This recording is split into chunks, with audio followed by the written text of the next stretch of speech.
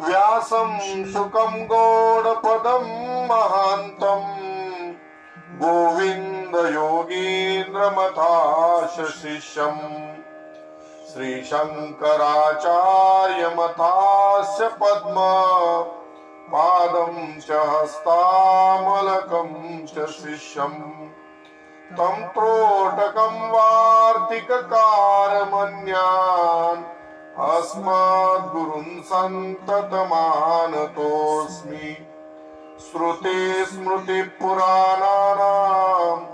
आलयं करुणालयम् नमामि भगवत्पादं शङ्करं लोकशङ्करम् शङ्करं शङ्कराचार्यं केशवं बादरायणम् सूत्रभाष्यकृतौ वन्दे भगवन्तौ पुनः पुनः ईश्वरौ गुरुरात्मेति मूर्तिभेद विभागिने व्योमवद्व्याप्तदेहाय दक्षिणामूर्तये नमः। ओम शांति शांति शांति। पुंडलीकवरदा हरिविठ्ठल श्री ज्ञानदेव तुकाराम पंढरीनाथ भगवान की जय। माऊली ज्ञानेश्वर महाराज की जय। जगद्गुरु तुकाराम महाराज की जय। मंडळी जय हरी सर्वांना। काल आत्म्याच्या लक्षणापर्यंत आपण आलो आणि आत्म्याचं लक्षण करत असताना आचार्य म्हणाले आत्मा कह, तर सांगितलं स्थूल सूक्ष्म कारण शरीरात व्यतिरिक्त अवस्थात्रय साक्षी पंचकोशातीत सच्चिदानंद स्वरूप यस्तिष्ठति स आत्मा, असं आत्म्याचं लक्षण सांगितलं। मग आत्म्याचं लक्षण सांगितल्यानंतर आत्म्याच्या लक्षणाच्या ठिकाणी स्थूल सूक्ष्म आणि कारण ही तीन शरीर आली। मग स्थूल शरीराची व्याख्या सांगितली, सूक्ष्म शरीर सांगितलं 17 तत्वाचं, आणि कारण शरीर अनादि अविद्येपासून असणारं जे अज्ञान हे कारण शरीर। त्या व्यतिरिक्त सांगितल्या। मग आता ह्या तीन शरीर सांगितल्यानंतर स्थूल शरीरामध्ये काय काय येतं, तर इंद्रिय सांगितली, 5 ज्ञान इंद्रिय, 5 कर्म इंद्रिय सांगितली, 5 कर्म इंद्रियांची ज्ञान इंद्रियांची देवता सांगितली, 5 कर्म इंद्रियांची देवता सांगितली, पुन्हा 5 ज्ञान इंद्रियांचे विषय आणि 5 कर्म इंद्रियांचे विषय सांगितले। या पद्धतीने आचार्यांनी स्थूल सूक्ष्म शरीराचं वर्णन करून दाखवलं। त्यानंतर कारण शरीर सांगितलं। कारण शरीर काय आहे तर सांगतात अनिर्वाच्य अनादि अविद्या रूपम। अनिर्वाच्य वक्तुम न शक्यते, निर्वचनम वक्तुम शक्य आणि अनिर्वचनम न वक्तुम शक्यम, जे बोलू शकत नाही। काय आहे अनादि, ते अनादि आहे। अविद्यारूपम, अविद्यारूप। 6 वेदांतामध्ये 6 पदार्थ अनादि आहे। जीव ईशो विशुद्धाचित तथा जीवेश्वयोर्विद्धा अविद्या तच्चितोर योग षडस्माकम अनादय। जीव ईश्वराचा भेद, आणखी जीव ईश्वर विशुद्ध चैतन्य, चौथं अविद्या आणि अविद्येचा जीवाचा योग, असे हे 6 पदार्थ वेदांतामध्ये अनादि सांगितलेले आहेत। मग जीवाचा आणि अविद्येचा जो योग झालेला आहे तो अनादि आहे, आणि अनादि असल्यामुळे आचार्य सांगतात तो कसा आहे, अनादि अविद्या रूपम. काय आहे ते शरीर? कोणतं शरीर? कारण शरीर. मग हे कोणाचं कारण आहे तर म्हणतात शरीर द्वयस्य कारण मात्र. स्थूल आणि सूक्ष्म शरीराला कारणीभूत आहे. कारण जोपर्यंत अज्ञान आहे तोपर्यंत हे स्थूल आणि सूक्ष्म शरीर आहे. म्हणून अनादि अविद्या रूप कारण शरीर सत्स्वरूप अज्ञानम, सत्स्वरूपाचं असणार अज्ञान. कशाचं अज्ञान आहे? सत्स्वरूपाचं. सत काय आहे? ब्रह्म, आत्मा. या सत्स्वरूपाचं जे अज्ञान आहे, यद अस्ति तत् कारण शरीरम, त्याला काय म्हणतात? कारण शरीर असं म्हणतात. इथपर्यंत आपल्याला आचार्यांनी कालच्या पाठापर्यंत आणलं. आता त्याच आत्मलक्षणामध्ये स्थूल सूक्ष्म कारण शरीरानंतर आचार्य बोलले अवस्थात्रय साक्षी. अवस्थात्रय साक्षी, तीन अवस्थेचा साक्षी. मग तीन अवस्था कोणत्या? तर आचार्य स्वतः सांगतात जागृत, स्वप्न, सुषुप्तयस तिस्रोवस्था. इथं एकच शब्द आहे. जागृत अवस्था, स्वप्न अवस्था, सुषुप्ती अवस्था. या किती आहेत? तीन. म्हणून तिसरह अवस्था. जागृत, स्वप्न, सुषुप्ती या तीन अवस्था आहेत. किती अवस्था आहेत? तीन. मग आता या तीन अवस्थाचा साक्षी कोण आहे? तो परमात्मा, ब्रह्म, आत्मा. मग या आता जागृत अवस्था काय? शिष्य विचारतो जागृत अवस्था का? जागृत अवस्था काय आहे? आचार्य सांगतात बघा, श्रोत्रादि ज्ञानेंद्रियैहि शब्दादि विषयो यश्च ज्ञायते इति तत् सा जागृत अवस्था. श्रोत्रादि ज्ञान इंद्रियैहि, श्रोत्रादि ज्ञान इंद्रियाद्वारे काय होतं? शब्दादि विषय किंवा शब्दादि विषयैहि च ज्ञायते. श्रोत्रादि पाच ज्ञान इंद्रियाद्वारा शब्द, रूप, रस, गंध आणि स्पर्श आदी पाच विषय ज्या अवस्थेमध्ये जाणले जातात, या ज्ञान इंद्रियाद्वारा पंच विषय शब्द, रूप, रस, गंध, स्पर्श ज्या अवस्थेत जाणले जातात त्या अवस्थेला जागृत अवस्था असे म्हणतात.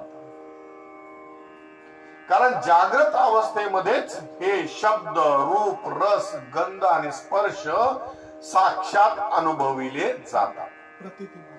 प्रतीती येते. पुढे बघा, मग स्थूल शरीर अभिमानी आत्मा विश्व इति उच्यते. त्यावेळेस हा जो आत्मा आहे, जीवात्मा, तो स्थूल शरीर अभिमानी होतो. जीवात्मा बर का, इथं हा जो आत्मा शब्द वापरलेला आहे, हा आत्मा जीवात्मा म्हणून वापरलेला शब्द आहे की हा जीवात्मा त्या स्थूल शरीरावर अभिमान धारण करतो आणि त्यावेळेस तो जीवात्मा विश्व या नावाने सांगितला जातो. ठीक आहे. तो आत्मा वास्तविक त्याला विश्व म्हणता येत नाही. तो कुणाशी एकरूप होत नाही, कुणाशी अभिमान धारण करत नाही. पण या अनादि अविद्येमुळे तो या स्थूल शरीरावरती अभिमान धारण करतो, हे माझं शरीर. म्हणून जो अभिमान धारण करतो तो जीव आत्मा विश्व या नावाने त्या ठिकाणी कार्य करतो. मिथ्या तादात्म्यामुळे हा वेदांताचा शब्द आहे, मिथ्या तादात्म्य. मोठे मोठे शब्द सांगत नाही आता, आपण पुढे बघूया. मिथ्या तादात्म्य हा शब्द आहे तिथं. म्हणून इथं जो अभिमान धारण करणारा जीवात्मा आहे तो काय नावाचा असतो? विश्व. आणखी थोडं सूक्ष्म सांगायचं म्हटलं तर हा कुठं राहतो? तर हा आपल्या नेत्राच्या दृष्टीमध्ये राहतो. नेत्रांमध्ये जे तेज राहत ना, त्या तेज रूपाने तो त्यावेळेस कार्य करतो. कळतंय? सूक्ष्म स्थूल अक्षी पुरुष म्हणतात त्याला. स्थूल शरीरामध्ये राहतो. आता ही झाली जागृत अवस्था. मग जागृत अवस्था नंतर आता कोणती? स्वप्न अवस्था. मग स्वप्न अवस्था काय आहे? तर स्वप्न अवस्था का इति चेत असं जर तुला विचारायचं आहे तर ऐक.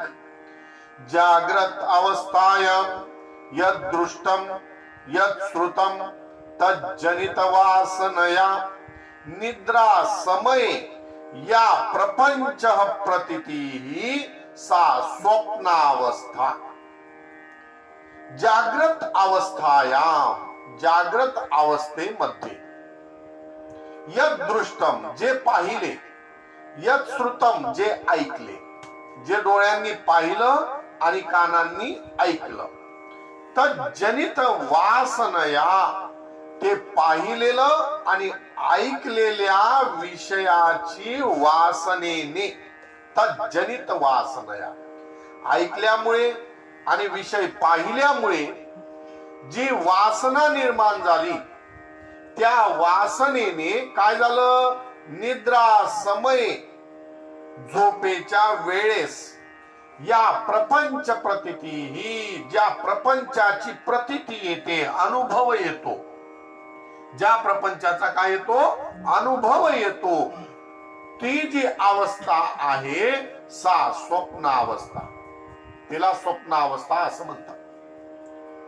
की जे जे आपण जागृत अवस्थेमध्ये पाहतो, जे ऐकतो, त्यावेळेस त्या विषयांचं आकर्षण आपल्या मनाला होतं आणि मग मन अंतःकरणामध्ये कुठतरी एका कप्प्यामध्ये त्याविषयी एक आस्था, एक मोह निर्माण करून ठेवतं, भाव निर्माण करून ठेवतं.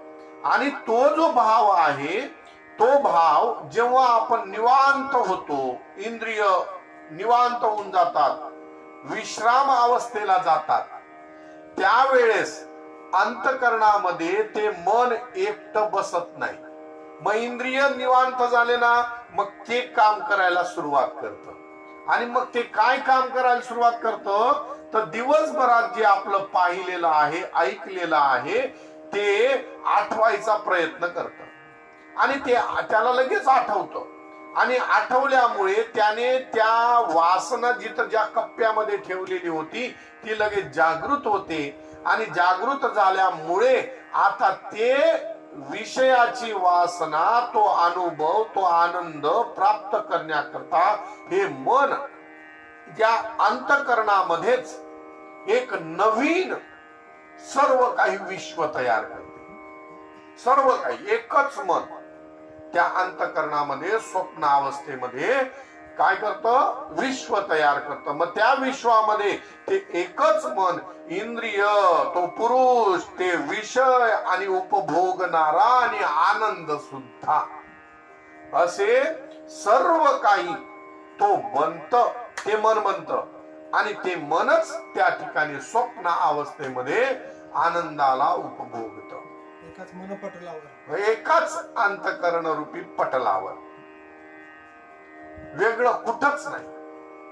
म्हणून जागृत अवस्थेमध्ये सूक्ष्म शरीर काम करतं आणि सूक्ष्म शरीरामध्ये सुद्धा हे जे पंच ज्ञानेंद्रिय, पंच कर्म इंद्रिय आणि मन, बुद्धी, चित्त आणि अहंकार यांचं कार्य या मनाच्या वासनेमुळे, निद्रा समये वासना त्या वासनेमुळे सगळे त्या ठिकाणी कामाला लागून जातात.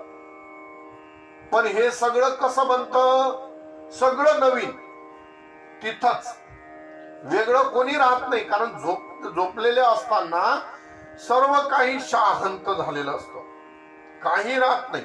पण तरीही तिथं विषय असतात, भोगणारा असतो आणि भोगल्यानंतर आनंद सुद्धा मिळतो. म्हणून तो आनंद उपभोगणारा तो मन राहत आणि ते मनच या प्रपंचाला प्रतीतीला आणत. म्हणून या प्रपंच प्रतीती ही स्वप्न अवस्था. हे सगळं करायला ज्या अवस्थेमध्ये हे मन तयार होतं ती अवस्था काय आहे? स्वप्न अवस्था. मग या स्वप्न अवस्थेमध्ये काय कार्य होतं? सूक्ष्म शरीर राहतं. म्हणून सूक्ष्म शरीर अभिमानी आत्मा तैजस इति उच्यते. सूक्ष्म शरीराचा अभिमान करणारा तो जीव आत्मा, त्याला नाव काय राहतं? तैजस. ठीक आहे, हा तैजस असतो.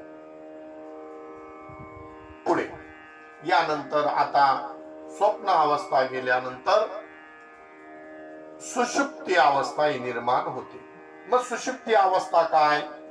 तर सुषुप्ती अवस्था सांगतात, अहम किमपि न जानामि सुखेन मया निद्रानुभूयते इति सुषुप्त्यावस्था.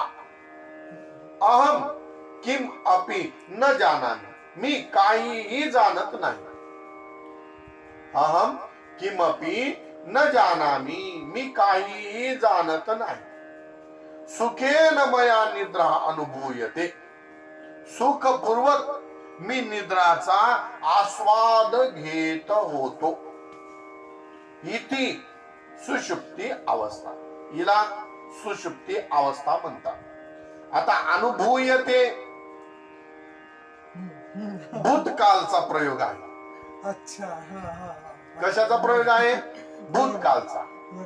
वर्तमान मध्ये नाही तो. मी सुखपूर्वक आनंद भोगत होतो असा अनुभव सांगतो. कधी सांगतो? सुषुप्तीतनं जागृतीत आल्यावर. सुषुप्तीचा आनंद तो तिथं उपभोगतो आणि त्या भोगलेल्या आनंदाला या ठिकाणी स्मरण करून सांगतो. ही सुषुप्ती मधला भेद आहे.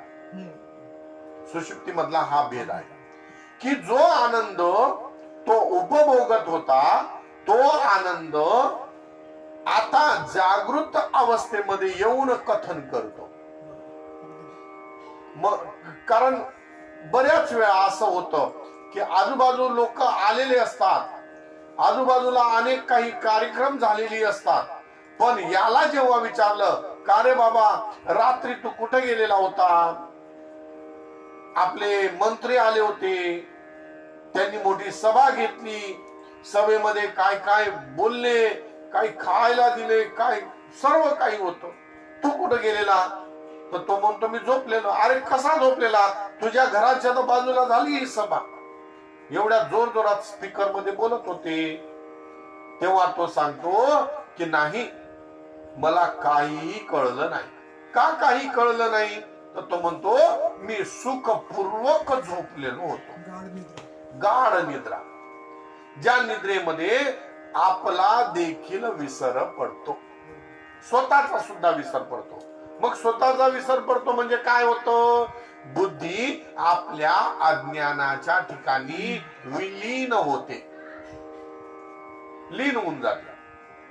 ती काही विचार करत नाही. कारण इंद्रिय हे अंतःकरणामध्ये लीन होऊन जातात, मनामध्ये, आणि मन बुद्धीमध्ये लीन होऊन जात, आणि बुद्धी आपल्या कारणामध्ये अज्ञानामध्ये लीन होऊन जाते.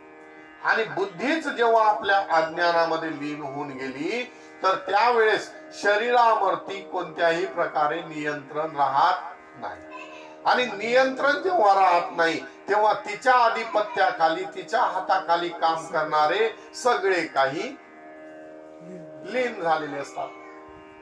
त्यामुळे तिथला जो अनुभव आहे तो अनुभव तिला फक्त एक आठवण म्हणून राहतो. काय राहतं? आठवण म्हणून.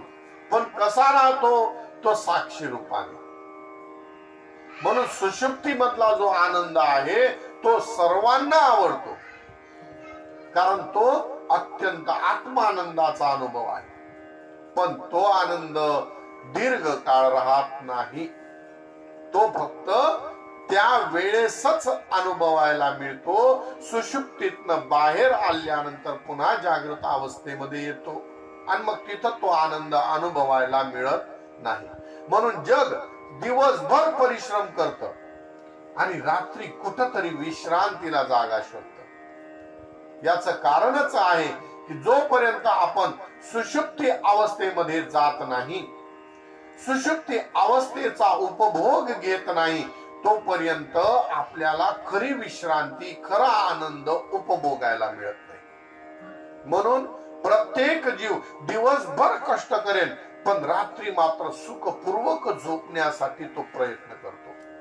बघा, रस्त्यावरती काम करणाऱ्या लोकांकडे बघा, ते दिवसभर दगड तोडतात आणि रात्री आरामात झोपतात. कधी कधी तर तुम्ही बघितलं असेल की भर दुपारी उन्हामध्ये दगड उशाला घेऊन झोपलेले असतात मातीत. डांबरी रस्त्यावरती काम करणारे लोक तिथं झाडं झुडपं जर काहीच नसलं तर बस दगड उशाला लावतात आणि सरळ त्यांना झोप येते. का? कारण इंद्रिय हे थकून आपल्या बुद्धीमध्ये लीन होऊन गेलेले असतात. म्हणून खूप त्यांना विश्रांती चांगली मिळते. म्हणून जो दिवसभर चांगलं कार्य करतो त्याला रात्री सुषुप्तीचा अनुभव सहज उपभोगता येतो. पण जो इंद्रियांना थकेपर्यंत कार्य करत नाही, तोपर्यंत तो व्यक्ती या सुषुप्तीचा खरा आनंद घेऊ शकत नाही. मग त्याला रात्री या सुषुप्तीचा आनंद घेण्याकरता गोळ्या, औषध आणि आपल्या भाषेमध्ये आणखी एक दुसरं एक औषध आहे, ते घेतल्याशिवाय त्यांना झोप लागत नाही. याच कारणच ते की सुषुप्ती अवस्थेचा आनंद त्यांना घ्यायचा आहे. पण तो आनंद मूढवत आनंद आहे, अज्ञानाचा आनंद आहे. तो स्वानंदाचा, ज्ञानाचा आनंद नाही. तो आनंद आहे, पण तो कसा आहे? अज्ञानाचा आनंद आहे, विषयाचा आनंद आहे. आणखी पुढे सांगायचं म्हटलं तर, म्हणून अविद्येचा मिळालेला आनंद तो फार काळ राहत नाही, तो नष्ट होतो. म्हणून या सुषुप्ती अवस्थेमध्ये कोणतं शरीर काम करतो? तर कारण शरीर. म्हणून या कारण शरीर अभिमानी आत्मा प्राज्ञ इति उच्यते. कारण शरीर अभिमानी जो जीवात्मा आहे तो काय राहतो? प्राज्ञ. ठीक आहे, लक्षात आलं? म्हणून या तीन अवस्था अतिशय महत्वाच्या आहेत आणि या तीन अवस्थेच्या पलीकडे असणारा तो परमात्मा. चतुर्थम मन्यते स आत्मा विज्ञेय. या तीन अवस्थेच्या पलीकडे जी चतुर्थ अवस्था आहे, तुर्य अवस्था आहे, त्या तुर्य अवस्थेचा उपभोगी, तो उपभोगी आपल्याला बनायचंय. त्या चतुर्थ अवस्थेमध्ये जाऊन आपल्याला स्थिर व्हायचं आहे.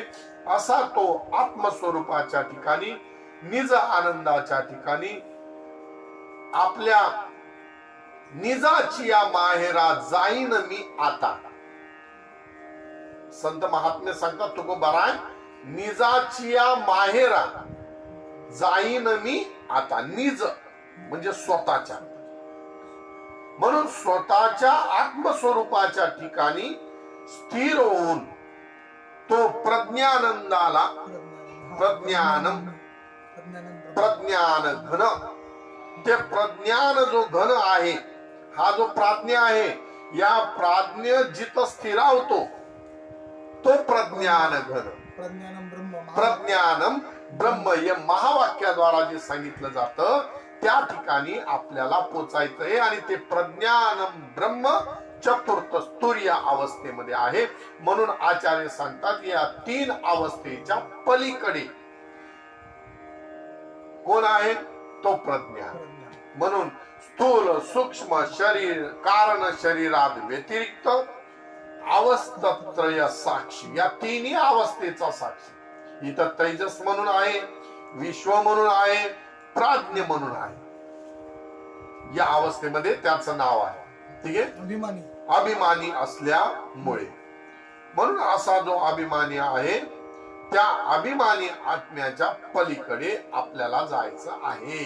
बघा आता स्थूल सूक्ष्म कारण शरीरात व्यतिरिक्त अवस्थात्रय साक्षी, 3 अवस्थेचा साक्षी सांगितलं. पुढे काय? पंचकोशातीत. आत्मा कसा आहे? पंचकोशातीत, 5 कोशाच्या अतीत. आता 5 कोशाच्या अतीत कसा? तर ऐका, 5 कोशाच्या अतीत सांगतात. पंचकोशातीत, पंचकोशाचा अतीत. मग 5 कोश कोणते आता सांगतात बघा. पंचकोशा के 5 कोश कोणते तर सांगतात. अन्नमय, प्राणमय, मनोमय, विज्ञानमय, आनंदमयश्चेती. 5 कोश आहे. अन्नमय कोश, प्राणमय कोश, मनोमय कोश, विज्ञानमय कोश आणि आनंदमय कोश. आनंदमय कोश हे 5 कोश आचार्य सांगतात. मग या 5 कोशाचं आता आपल्याला विवरण करायचंय.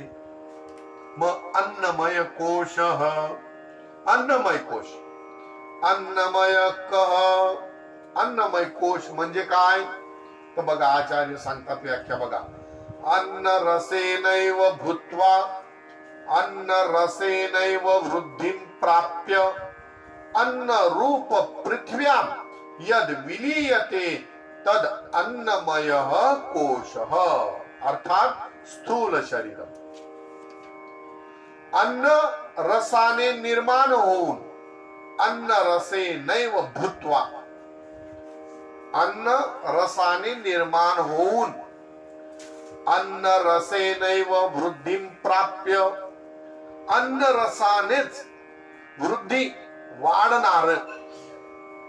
अन्न रसाने निर्माण होऊन अन्न रसानेच वाढून म्हणजे वृद्धी होऊन अन्न रूप पृथ्व्याम यद विलीयते, अन्न रूप पृथ्वीमध्ये ज्याचा लय होतो, अन्न रूप पृथ्वीमध्ये ज्याचा काय होतो लय होतो. यद विलीयते तद अन्नमय कोश. बघा आई वडील अन्न खातात, अन्नाने आईच्या शरीरामध्ये रज आणि पुरुषाच्या पित्याच्या शरीरामध्ये वीर्य निर्माण होतं. आणि या रज आणि वीर्याचा संबंध झाल्यानंतर आपल्याला शरीर धारण करतं. शोणित आणि शुक्र, शोणित आणि शुक्र या 2 शब्द वापरले जातात. आणि मग ते शरीर हळूहळू वाढत जात. आई जे जे खाते त्या आईच्या पोटातूनच त्या एका जीवाला, तिथं निर्माण झालेल्या त्या जीवाला अन्न रूपी रस मिळतो. म्हणून अन्न रसे नैव भूत्वा. बर, अन्न रसे नैव वृद्धी प्राप्य, अन्न ने निर्माण झालेला रसच त्याला त्या ठिकाणी मिळत राहतो नाळेद्वारा आणि तो जीव वाढत जातो. बरं, वाढल्यानंतर तो जन्माला आल्यानंतर सुद्धा त्याला आई अन्न खाते आणि मग दूध पाजते. दूध हे सुद्धा अन्नापासून निर्माण झालेलं रस आहे. पुढे त्या रसाला एकदा मोठा झाला की मग अन्न साक्षात खाऊ लागतो आणि मग त्याने खाल्लेलं अन्नाचाच रस बनून त्याचं शरीर वृद्ध होतं, वाढतं, पुष्ट होतं. म्हणून अन्न रूप रसेनैव वृद्धी प्राप्य अन्न रूप पृथ्व्या. मग शेवटी हे अन्नमय शरीर, स्थूल शरीर मग शेवटी कुठं जाईल तर पृथ्वीमध्येच. अन्न रूप पृथ्व्याम यद विलीयते, अन्न रूप पृथ्वीमध्ये ज्याचा नाश होतो, लय होतो, असं जे शरीर आहे त्याला अन्नमय कोश असं म्हणतात. त्यालाच आपण दुसरं नाव दिलंय स्थूल शरीर. स्थूल शरीर आहे. या स्थूल शरीराच्या पुढे आता सांगतात. प्राणमय कह, अन्नमय. नंतर आता दुसरं कोश आहे प्राणमय कोश. प्राणमय कोश म्हणजे काय? प्राणादय पंच वायव, प्राणादी 5 वायू आणि वागादी इंद्रिय पंचकम च मिलित्वा प्राणमय कोश. प्राणादी, प्राण, अपान, समान, व्यान आणि उदान असे 5 प्राण आहेत.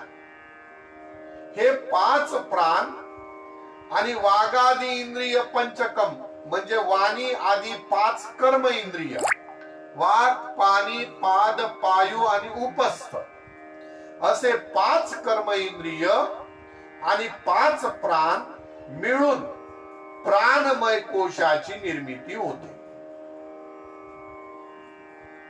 कोणता कोश आहे हा? प्राणमय कोश. अन्नमयाच्या पलीकडे दुसरा आहे प्राणमय कोश. असं का म्हटलं कोश? ते एकामेकात राहतात. अन्नमय प्राणमयात, प्राणमय मनोमयात, मनोमय विज्ञानमयात आणि विज्ञानमय आनंदमयात. म्हणून हे 5 कोश एकमेकांमध्ये राहत असल्यामुळे यांना कोश म्हटलं. म्हणून प्राणमय कोश सांगतात. 5 प्राण, प्राण, अपान, समान, व्यान आणि उदान असे हे 5 काय आहेत? कोश आहेत, प्राण आहेत. प्राण, या 5 प्राणांची गोष्ट ही अशी आहे की प्राण हा आपल्या नाक आणि मुखाद्वारा बाहेर जाऊन तो आपल्या शरीराला पुष्टी देतो. त्या आपल्या शरीराला तो जागृत ठेवतो. आत बाहेर जाऊन आपल्या शरीराला लागणारा जो प्राण आहे तो आणतो. म्हणून त्याला प्राणमय कोश, प्राण असं म्हणतात त्या वायूला. तो वायू कसा आहे? नाभी ठिकाणी राहतो. नाभी स्थान के ऊपर की ओर, आपले जे नाभी स्थान आहे त्याच्या वरच्या बाजूला, मुख और नासिका द्वारा कुछ सीमा तक बाहर जाता है. नाक आणि मुखातनं बाहेर जातो आणि मग काय करतो तो? पुन्हा भीतर लोटता है, परत येतो आणि परत येऊन तो दिवस आणि रात्र बाहेर जाणं आणि आत येणं याला श्वास प्रश्वास असं म्हणतो. ते श्वास प्रश्वासाच्या क्रिया 21,600 वेळा करतो. 21,600 वेळा तो प्राण बाहेर जातो ना आत येतो. म्हणून याला प्राण हे नाव पडलेलं आहे. श्वास प्रश्वासाची क्रिया हा वायू करत असतो. म्हणून या वायूचं नाव आहे प्राण. त्यानंतर दुसरा आहे अपान वायू. हा अपान वायू सुद्धा नाभी स्थानामध्येच राहतो, पण तो खालच्या बाजूला राहतो. प्राणवरती आणि नाभी ठिकाणाच्या खाली हा राहतो. आणि हा खाली राहून आपण जे जेवलेलो असतो त्या अन्नाचं जे मलमूत्र होतं त्या मलमूत्राला अधोनयन खाली नेण्याचं काम हा अपान वायू करतो. मग खाली नेण्याचं काम करत असल्यामुळे या वायूला अपान वायू असं म्हणतात. पुढचा वायू आहे समान. हा समान काय करतो? हा पोटामध्ये राहतो आणि पोटामध्ये राहून खाल्लेलं अन्न, पिलेलं जेही काही द्रव त्याला समीकरण करून एकत्रित करून तो यथायोग्य पद्धतीने सर्व नाडींमध्ये त्या विभक्त केलेल्या रसाला पाठवत राहतो. हे काम कोण करतो? समान नावाचा वायू आपल्या शरीरामध्ये हे व्यापार करत राहतो. एक सारखं रूपाने सगळ्या नाड्यांना तो रस पाठवतो. त्यानंतरचा वायू आहे उदान वायू. आता हा उदान वायू कुठे राहतो, तर हा कंठस्थानी त्याचं ठिकाण आहे. आणि कंठस्थ ठिकाणी राहून खाल्लेलं अन्न, पिलेलं अन्न ज्या ठिकाणी आणतो त्याचं विभक्त करतो आणि उत्क्रमण करून उदान वायू. आता व्यान वायू, उदान सांगतो ना, उदान वायू कंठस्थानावर राहून खाए पिए अन्नादि के यथास्थान में विभक्त करता है और अंत में उत्क्रमण करने के कारण ऐसे व्यापार करने वाले वायु को उदान कहते हैं. अर्थात खाल्लेलं आणि पिलेलं अन्न त्याचा रस तयार करून तो त्याला विभक्त करतो आणि वरच्या बाजूला जर ते अधिक झालं तर वरच्या बाजूला काढण्याचं काम तो उदान वायू करतो. उदाहरणार्थ आपल्याला कधी कधी अति जेवणामुळे अजीर्ण होतं आणि ते उलटी होते, किंवा शरीरामध्ये जे पित्त निर्माण होतं त्या पित्तालाही बाहेर काढण्याचं काम हा उदान वायू करतो. त्याच्या पुढे आहे व्यान वायू. हा व्यान वायू कुठं राहतो, तर हा संपूर्ण शरीरामध्ये राहतो आणि संपूर्ण शरीरामध्ये राहून तो सगळ्या अंगांना, सगळ्या शरीरातील नाड्यांना तो फुगवून ठेवतो. असा रक्ताच्या ज्या नाड्यांमध्ये रक्त धावतं त्याच्या आधी तो धावतो आणि नाड्यांना त्या रक्ताला धावण्याकरता रस्ता मोकळा करतो. तो कुठंच थांबत नाही, तो चालतच राहतो. रक्ताच्या पुढे तो धावत राहतो आणि सगळ्या नाड्यांमध्ये तो नाड्यांना फुगवून ठेवतो. म्हणून शरीर हे आपलं फुगलेलं राहतं. हे शरीर जे आपल्याला व्यवस्थित फुगलेलं जे राहतं त्या या वायूच्या कृपेमुळे. म्हणून हा व्यान वायू जर कमी झाला की मग आपल्याला जिथं दाबलं की तिथं ते खड्डा पडतो. त्याला डॉक्टर म्हणतात सूज आली. काय म्हणतात? सूज आली. पण ती सूज कशामुळे आली? त्या ठिकाणी व्यान वायूची कमतरता झाली. व्यान वायूची कमतरता झाली की मग आपलं जिथं आपण दाबलं ते तसंच राहत. पण असं नॉर्मल जर आपण पाहिलं तर आपला जिथं त्वचा दाबली की एका सेकंदात ती त्वचा लगेच वरती येऊन जाते. म्हणून हे जे 5 वायू आहेत, प्राण, अपान, समान, व्यान आणि उदान, या 5 वायू आणि वाघादी, वाक, पाणी, पाद, पायू आणि उपस्थ असे हे 5 कर्म इंद्रिय मिळून प्राणमय कोश होतो. ठीक आहे. पुढे उपप्राण पण आहेत. नाग, कुर्म, कृक्कल, देवदत्त आणि धनंजय यांची सुद्धा आपल्या आपल्या प्रमाणे शरीरामध्ये काही कार्य त्यांची आहेत. पण या 5 प्राणाच्या अंतर्गत ते प्राण येतात. कार्य तुम्हाला वाटलं सांगतो बघा.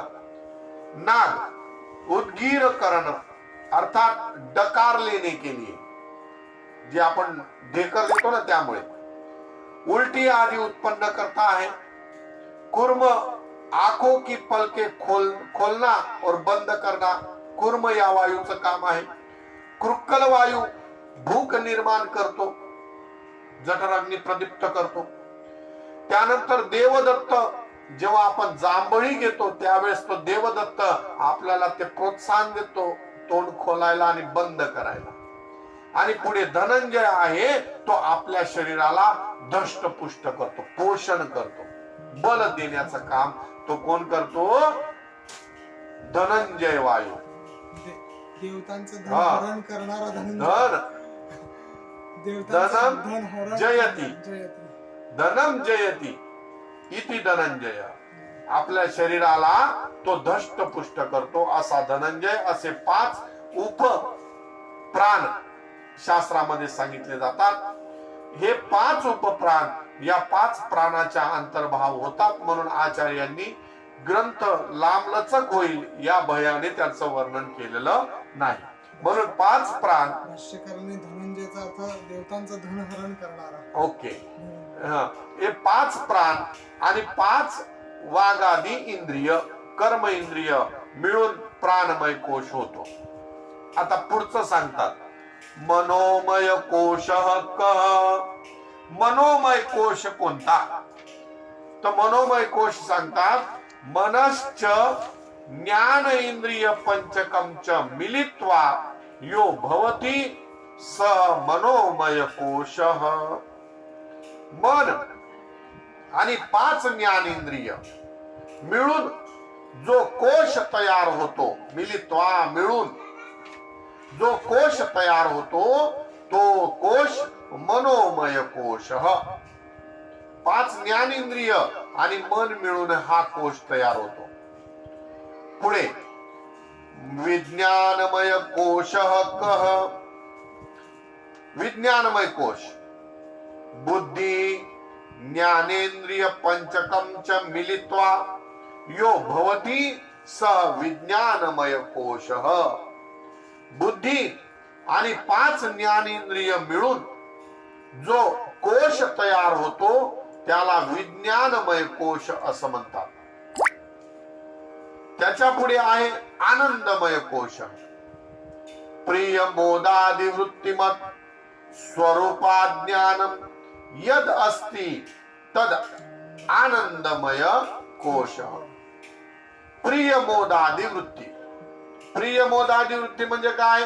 प्रिय, प्रमोद आणि मोद अशा 3 वृत्त्या असतात. एखादी वस्तू पाहिली की तिच्याविषयी जी आकर्षकता असते त्या आनंद वृत्तीला प्रिय वृत्ती असं म्हणतात. आता ती वस्तू पाहिली, मग ती वस्तू बाजारात जाऊन जेव्हा आपण विकत घेतो त्यावेळेस आपल्या अंतःकरणाची जी आनंद वृत्ती होते तिला मोद असं म्हणतात, त्या वृत्तीला. आता वस्तू विकत घेतली, आपल्या ताब्यात मिळाली, पण आता त्या वस्तूपासून जो उपभोग घेतो आणि त्या उपभोगातनं अंतःकरणाची वृत्ती जी आनंदाकार होते त्याला काय म्हणतात? प्रमोद. म्हणून प्रिय मोदादी, आदी म्हणजे प्रिय मोद आणि प्रमोद हा वृत्तिमत. वृत्तिमत पण कसं आहे? स्वस्वरूप अज्ञान. स्वस्वरूपाचं ज्या ठिकाणी अज्ञान आहे. प्रिय मोद आणि प्रमोद आहे, पण हा प्रिय मोद प्रमोद वृत्ती विषय आकाराची आहे. विषयापासून मिळणारी आहे आणि विषयापासून मिळणारी असल्यामुळे हा जो आनंद आहे त्याला दुसऱ्याकडनं येणारा आहे असं वाटतं. सापेक्ष आनंद आहे. म्हणून सापेक्ष आनंद असल्यामुळे हा सापेक्ष आनंद घेणारी वृत्ती आहे आणि ती वृत्ती म्हणजेच काय? बुद्धिवृत्ती आहे. आणि बुद्धिवृत्ती म्हणजे ज्ञान नाही. म्हणून त्या ठिकाणी आचार्य सांगतात स्वरूप अज्ञानम. त्या ठिकाणी अज्ञान कसं राहतं? स्वरूपाचं अज्ञान राहतं. आणि स्वरूपाचं अज्ञान असल्यामुळे असा जो कोश आहे यद अस्ति तद आनंदमय कोश, तो आनंदमय कोश आहे. हा आनंदमय कोश म्हणजे आत्मस्वरूप नाही. हा बुद्धीत विषयापासून मिळणाऱ्या आनंदाची वृत्ती. कळतंय? विषयजन्य सुख उपभोगल्यानंतर जी एक क्षण वृत्ती थांबते त्याला हा आनंदमय कोश म्हणतात. म्हणून विषय उपभोगल्याबरोबर आपल्याला आनंद प्राप्त होतो. म्हणजे विषय भोग आणि तो आनंद याच्यामधला इतका क्षणार्धाचा वेळ आहे की तो आनंद उपभोगला की नाही हे कळतही नाही आणि लगेच दुसरी दुःखाकार वृत्ती होऊन जाते. क्षण समाधी. क्षण एक क्षणाची तो आनंद उपभोगल्यानंतर पुढची वृत्ती जागृत होऊन जाते. म्हणून या ठिकाणी आचार्य सांगतात तो आनंद आहे, पण तो आनंद प्रिय मोद आणि प्रमोद वृत्ती बरोबर आहे. क्षण समाधी. हो, क्षण समाधी आहे, पण ती क्षण समाधी त्या विषयाच्या जोडीने विषयाच्या सापेक्षतेने असल्यामुळे तो स्वरूपाचं त्या ठिकाणी अज्ञान आहे.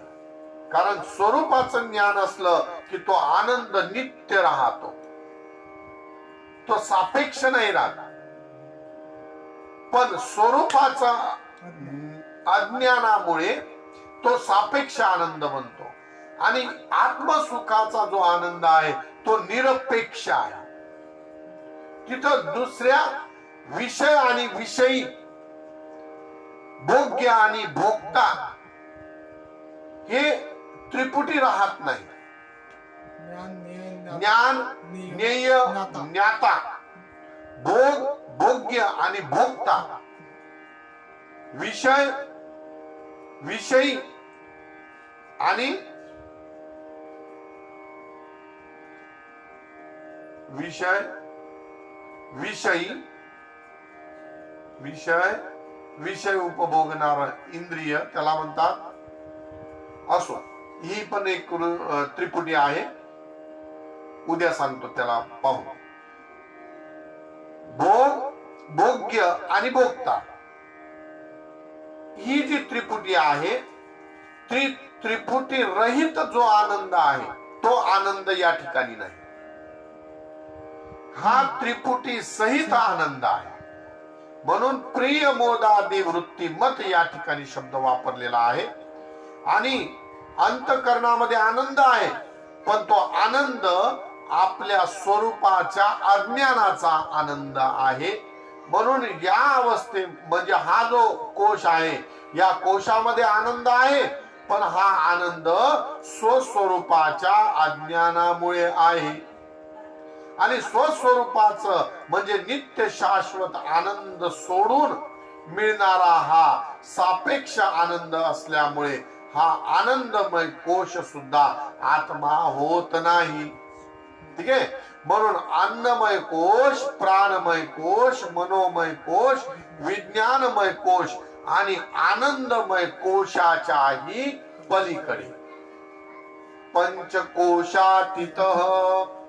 मग आता आचार्य, तुम्ही आत्म्याचं लक्षण आम्ही तुम्हाला विचारलं, तुम्ही स्थूल सूक्ष्म कारण शरीर सांगितलं.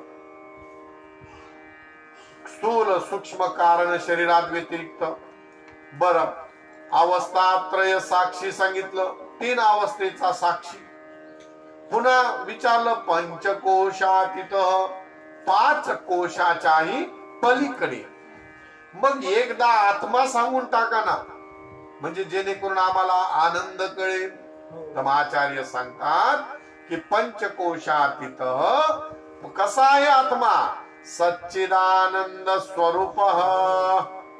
आत्मा कसा आहे? सच्चिदानंद स्वरूप. आत्मा कसा आहे? सच्चिदानंद स्वरूप, सच्चित आनंद स्वरूप. बघा इकडं,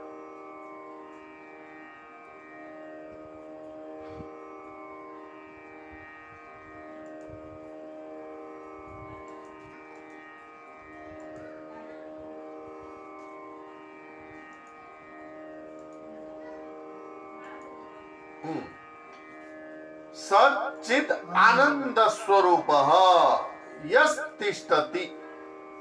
स्थूल सूक्ष्म कारण शरीरात व्यतिरिक्त अवस्थात्रयाचा साक्षी, 5 कोशाचा अतीत आणि जो सच्चिदानंद स्वरूप आहे. सच्चित आणि आनंद स्वरूप जो आहे तो आत्मा आहे. मग त्याचा आता विवरण आता सांगतात आचार्य बघा.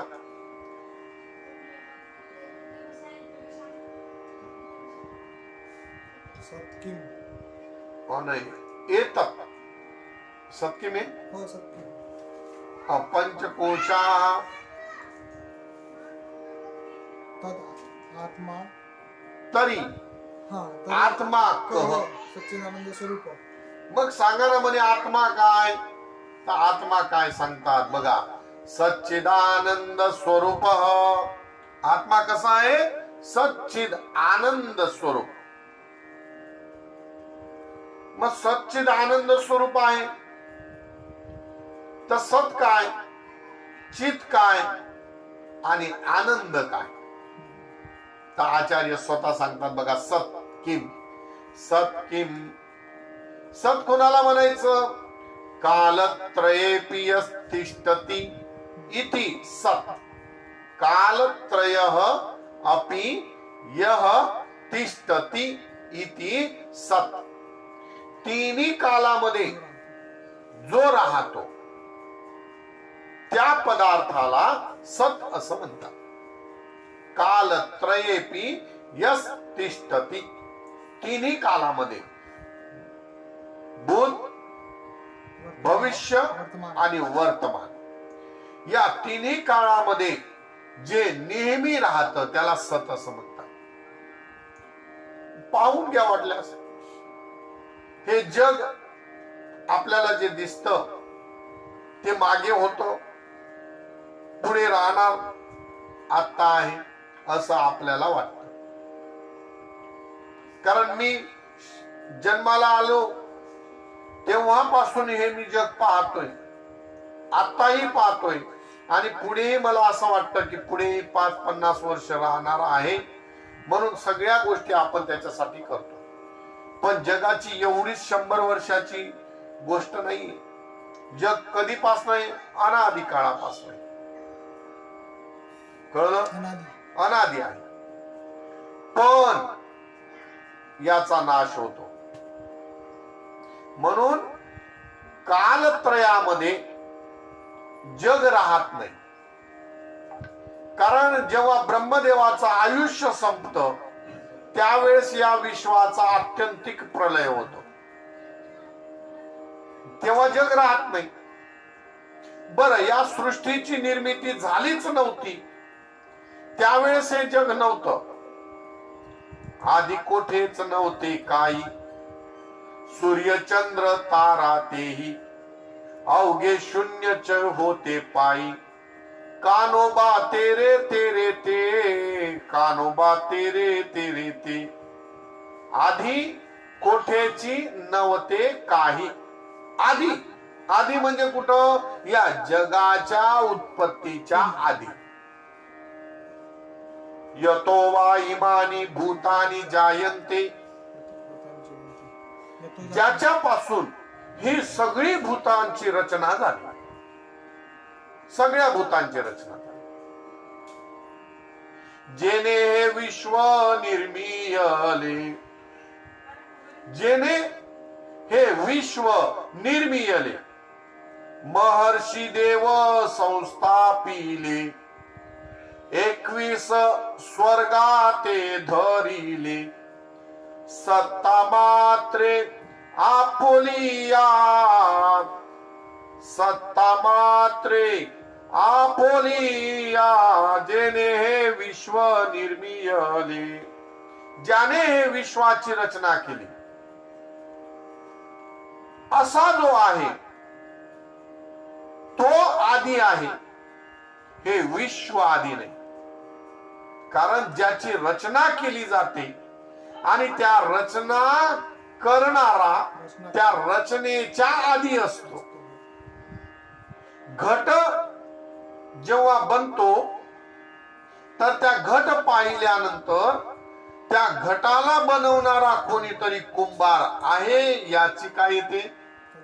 कल्पना येते, अनुभूती येते. म्हणून तिथं आपण अनुमान प्रमाणाद्वारा घटाचा कारागीर कुंभार याला सिद्ध करता येतं. ज्या अर्थी घट आहे, ज्या अर्थी मातीपासून आकार निर्माण झालेला आहे, त्या अर्थी या मातीला आकार देणारा कोणीतरी करता आहे. ज्या अर्थी हे संपूर्ण विश्वाची अत्यंत सुंदरता निर्माण केलेली आहे, त्या अर्थी या जगाला निर्माण करणारा कोणीतरी आदी आहे. म्हणून जो तिन्ही कालामध्ये राहतो त्याला सत असं म्हणतात. हे विश्व तिन्ही कालामध्ये राहत नाही, कारण आत्यंतिक प्रलयाच्या ठिकाणी फक्त परमात्म्या व्यतिरिक्त काहीही राहत नाही. तो एकटाच राहतो. म्हणून ते सांगतात कानोबा तेरे तेरे, ते 3 वेळा सांगितलं. कानोबा तूच तूच आणि तूच. हा जगदाचा आकार तो अज्ञानामुळे आहे, आणि अज्ञानामुळे तो जगताला मिळालेला आकार किंवा आत्मस्वरूपाच्या ठिकाणी केलेली एक कल्पना म्हणा किंवा आपल्याला झालेली भ्रांती म्हणा. म्हणून ज्याने जी कल्पना केली तसं ही जगताची निर्मिती होते. नामरूपात्मक विस्तार, नामरूपात्मक जो विस्तार होतो, तो नामरूपात्मक विस्तार हे जीवाचं कार्य आहे. म्हणून ते नेहमी राहत नाही, त्याचा नाश होतो. मग नेहमी काय राहतं? सत हे नेहमी राहत. सत, चित आणि आनंद. सत कालत्रयेपि तिष्ठती यः, जो तिन्ही कालामध्ये राहतो त्याला सत असं म्हणतात. मग चित काय? तर चित म्हणजे ज्ञान स्वरूप. कसं ज्ञान स्वरूप? बघा, साधनांतर नैरपेक्षेन स्वयं प्रकाशमानतया इतर पदार्थ अवभासकम यत् चित. अन्य साधनांची अपेक्षा न करता स्वयं प्रकाशमानतया, स्वयं प्रकाश रूप असून इतर पदार्थ अवभासकम, इतर पदार्थाला प्रकाशित जे करत त्याला चित असं म्हणतात. उदाहरण सांगतो. घर आहे, घरामध्ये दिवा लावलेला आहे, दिव्यावरती एक मातीचा घट झाकलेला आहे आणि त्या घराचा दरवाजा लावलेला आहे, बाहेरचे लाईट नाहीये. मग व्यक्ती काय करेल? त्या घराचं दरवाजा उघडण्याकरता आपल्या जवळ असणारी एखादी बॅटरी, टॉर्च घेईल. तो दरवाजा उघडेल. दरवाजा उघडल्यानंतर मग त्या बॅटरीद्वारा बघेल की घडा कुठं आहे. मग त्याला तो घट दिसेल.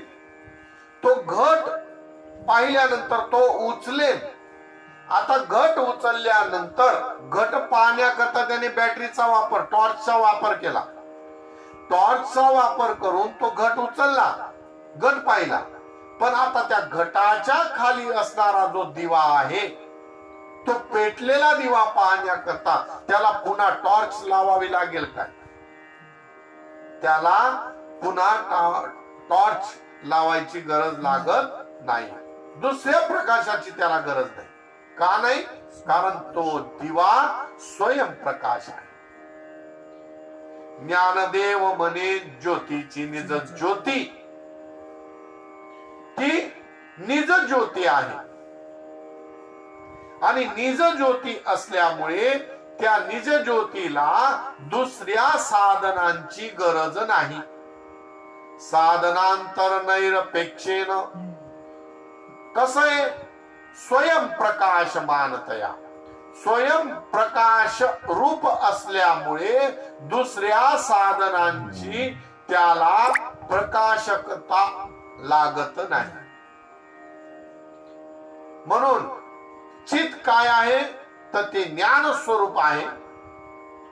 त्या ज्ञान स्वरूपाला प्रकाशित करण्याकरता दुसऱ्या साधनांची गरज लागत नसून ते स्वयं प्रकाशमान असल्यामुळे ते इतर पदार्थांना प्रकाशित करत. आता तुम्ही म्हणणार इतर पदार्थ कोण? अरे ही माया जी उड्या मारते, ही अविद्या जी आपल्याला त्रास देते, त्या अविद्या कोणाच्या ताकदीवर, कोणाच्या अधिष्ठानावरती? या स्वयं प्रकाशमान जो परमात्मा आहे त्याच्या अधिष्ठानावरतीच ही उड्या मारते. तिथनच आपल्याला ती त्रास देते. म्हणून ती या आत्मस्वरूपाच्या स्वयंप्रकाशाच्या अधिष्ठानावर राहून ती कार्य करते. तिला एकटी कार्य करू शकत नाही. म्हणून अधिष्ठानाशिवाय कोणताही भासित पदार्थ राहत नाही. म्हणून भासणारा पदार्थ हा अधिष्ठान स्वरूप राहतो. ठीक आहे. इथपर्यंत आपण आलो. चित्किम तर म्हणतात ज्ञान स्वरूप साधनांतर नैरपेक्षेन स्वयं प्रकाशमानतया इतर पदार्थ अवभासकम यत् तच्चित. मग आनंद काय तर सांगतात सुख स्वरूप. आनंद कसा आहे तर सुख स्वरूप, निरतिशय सुख. ज्या सुखाला आदिही नाही अंतही नाही, घनीभूत सुख जे आहे ते हे सोली व सुखाचे तेही सुख तुकोबाराय म्हणतात. ज्या सुखाला खडी साखर किती गोड आहे, कोणत्या बाजूने गोड आहे नाही, ती पूर्णतया गोड, पूर्णतया. तिला सोलावं लागतं, तिचं आवरण काढावं लागतं, काहीही नाही. हे सुख तसा आनंद पूर्ण सुख आहे. म्हणून ते आनंद म्हणजेच सुख आणि सुख म्हणजेच आनंद. हो, रसो वही सहा. इथं आता आपण थांबूया. एक अस्थिभाती प्रिय. चला आता एक छोटीशी, म्हणजे दरवेळेस 2 दिवस मला वेळ नव्हता म्हणून आपल्याला एक अभंग नाही ऐकवला. पाठ संपल्याबरोबर एक छोटासा अभंग किंवा गवळण म्हणण्याची प्रथा आहे. ऐका.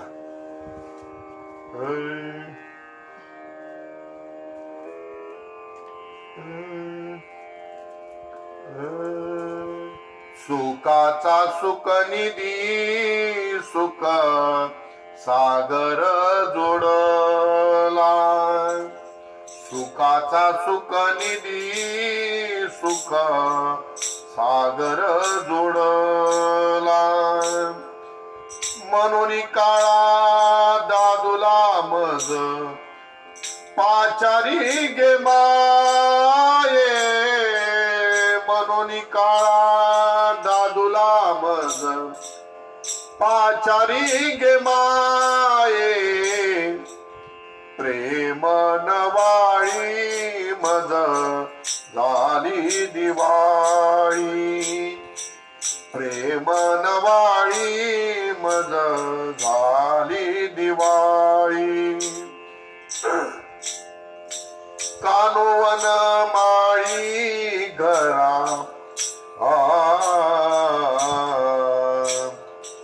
कानोवन माळी आले दरागे माये.